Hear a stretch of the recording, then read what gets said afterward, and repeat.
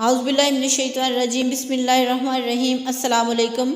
فرید خان عرف شیر شاہ سوری، شیروں کا شکاری، نے ہندوستان پر حملہ کر کے مغلوں سے ہندوستان چھین لیا۔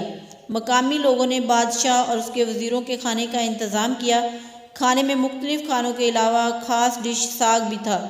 ساگ کو بادشاہ حضور کے سامنے پیش کر دیا اور ساتھ یہ کہا کہ یہ خصوصی ڈش ہے۔ یہاں کی بادشاہ نے جب چکھ لیا تو چہرے پر ناگوار اثرات آ گئے اور حکم دیا کہ جس نے اس کا انتظام کیا ہے حاضر کیا جائے۔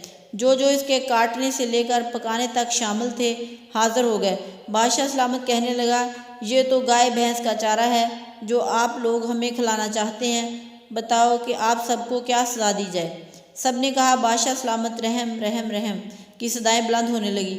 بادشاہ نے حکم صادر کیا کہ کم سے کم سزا اس کی یہ ہے کہ ان سب کو زندان میں ڈالا جائے اور جتنی ساگ پکی ہے صبح دوپہر اور رات کو ان کو کھلائی جائے تاوقت یہ کہ سارا ختم ہو جائے، پھر ان کو آزاد کیا جائے اور آئندہ کے لیے توبہ کرے۔ تبھی مرد حضرات کو ساگ پسند نہیں کہ اس کی وجہ سے ہمیں مظلوم مرد برادری کو جیل میں ڈالا گیا تھا، اس لیے آج بھی گھروں میں جب ساگ پکتا ہے تو شریف شوہر بادل نخواستہ کھا لیتا ہے، کیونکہ ہر شریف آدمی بیوی سے ڈرتا ہے۔ کبھی کبھی مذاق بھی کر لینا چاہیے۔ اس افراتفری کے دور میں ملک کے حالات ابتر ہیں۔